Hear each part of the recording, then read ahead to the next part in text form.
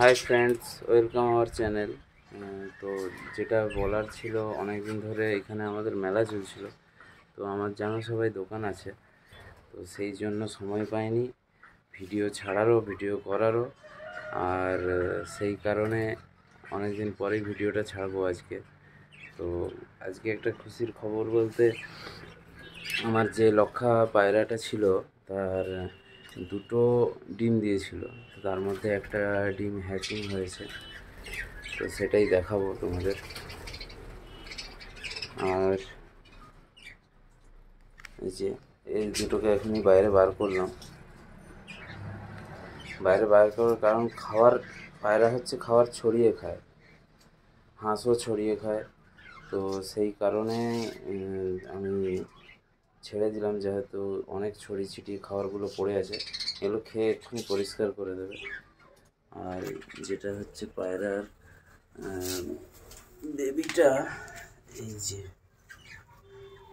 আরেকটা ডিম আছে, ওটা আশা করি হ্যাচ হবে না।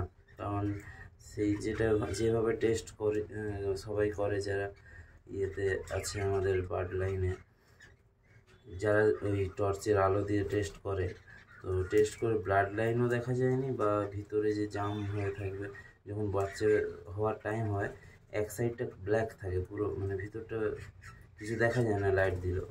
তো এটাই পুরোটাই দেখা যাচ্ছে ডিমটা। তো দেখা যাক কী হয়। মানে আমার এতদিনে এক্সপিরিয়েন্সে আমি যেটুকু জানি, ওটাই আর বাচ্চা হবে না। আর এখানে ককাটেলকে তো হাঁড়ি খুলে দিয়েছিলাম, কিছুদিন পরে দিয়েছি আরও হাঁড়ি।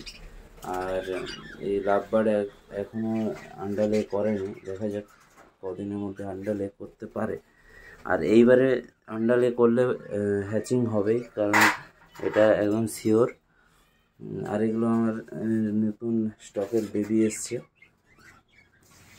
আরও আসছে। আর নেক্সট ভিডিওতে দেখা হবে তোমাদের সাথে। Tata, by.